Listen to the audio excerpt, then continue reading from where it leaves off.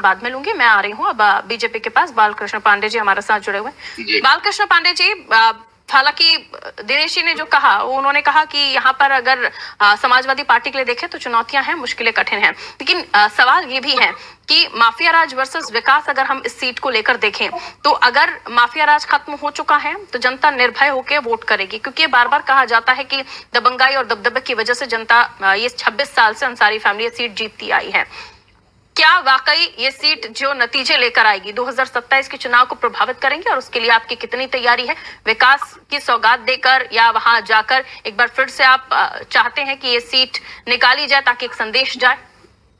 पारुल जी, मैं बहुत स्पष्टता के साथ कह दूं कि भारतीय जनता पार्टी एनडीए गठबंधन जो भी चुनाव लड़ता है, चाहे जिला पंचायत सदस्य का हो, चाहे वो विधानसभा का हो या पूरी विधानसभा का हो या लोकसभा का चुनाव हो, भारतीय जनता पार्टी की दृष्टि बिल्कुल स्पष्ट रहती है। विकास को आधार मानकर, विकास की योजनाओं के आधार पे हम जनता के बीच में जाते हैं और हम चुनाव लड़ते हैं और उसी के नाम पे हम वोट मांगते हैं कि विकास के हम जो जिस प्रकार से देश को, प्रदेश को हम जिस विकास के राह पे ले जाना चाहते हैं, 2047 का जो जिस भारत की संकल्पना प्रधानमंत्री जी की है, उस संकल्पना की पूर्ति के लिए हम जो काम कर रहे हैं, उन्हीं चीजों को लेकर हम जनता में जाते हैं और निश्चित रूप से हम जनता से वोट मांगते हैं। और जिस प्रकार से पूरे देश में अधिकतम राज्यों में हमारी सरकार है, केंद्र में सरकार है, और हम विजय श्री का वर्ण करते हैं जनता के आशीर्वाद से, क्योंकि विकास हमारा प्रमुख मुद्दा है। प्रधानमंत्री जी जब से आए हैं तब से विकास को लेकर काम किया है और शायद आज वर्ल्ड की चौथे नंबर की इकोनॉमी भी भारत बन चुका है। ये प्रधानमंत्री जी के कुशल मार्गदर्शन और नेतृत्व का परिणाम है। दूसरा विषय, निश्चित रूप से उत्तर प्रदेश माफियावाद की जद में था।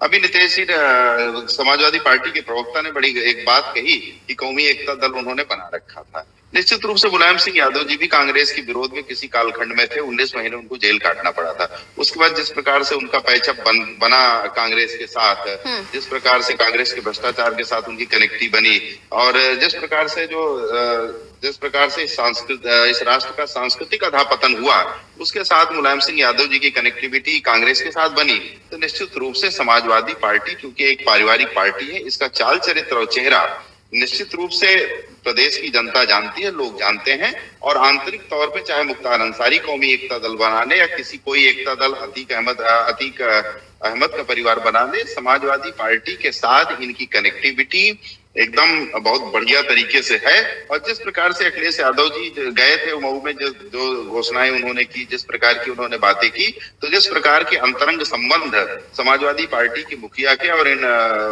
माफियाओं के साथ रहे हैं, और ये निश्चित रूप से बहुत लंबे कालखंड से रहा है। पूर्व समाजवादी पार्टी के स्थापना काल से ही ये चीजें चलती रही हैं। लेकिन मैं बहुत स्पष्ट तौर पे उत्तर प्रदेश की जनता को मऊ आने वाले चुनाव में, चूंकि मऊ में चुनाव है, मऊ की जनता को बिल्कुल आश्वस्त कर देना चाहता हूं कि माफियागिरी अपराध ये चलने वाला नहीं है।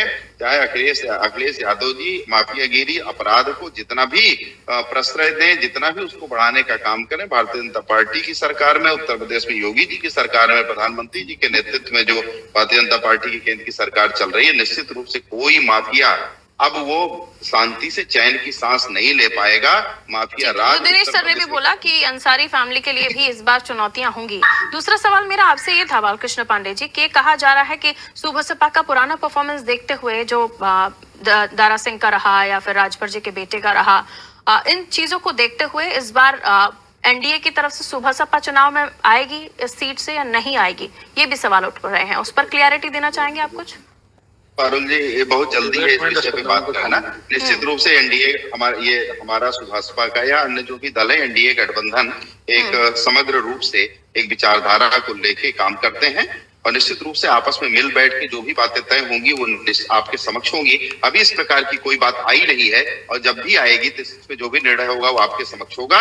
लेकिन हम समग्र रूप से एक इकाई के रूप में इस चुनाव को लड़ेंगे और जो एनडीए की सरकार उत्तर प्रदेश में चल रही है, प्रधानमंत्री केंद्र में चल रही है, उसको मजबूत करने का काम करेगी एनडीए की सरकार। प्रत्याशी जो भी होगा वो एक व्यवस्था है। अब तक बीजेपी के लिए यही धारणा रही है कि आप जिताऊ कैंडिडेट पर ही दाव चलते हैं और परिस्थितियां भांपते हुए ही आपके समीकरण आप लोग देखते हैं। तो अब अगर ये है तो फिर हाँ, पर राजनीतिक दल होने के नाते हम चुनाव सदैव ही जीतने के लिए लड़ते हैं, क्योंकि प्रजातंत्र में बिना चुनाव जीते इस देश की और इस प्रदेश की दिशा और दशा बदली नहीं जा सकती है। यदि प्रदेश और देश को भ्रष्टाचार, आतंकवाद या जो माफियागिरी है, जो इन सब चीजों से मुक्त करना है, तो निश्चित रूप से हमको अपनी राजनीतिक चीजें ठीक करनी होती है। वो ठीक करके हम चुनाव लड़ते हैं, इसमें कोई संदेह नहीं।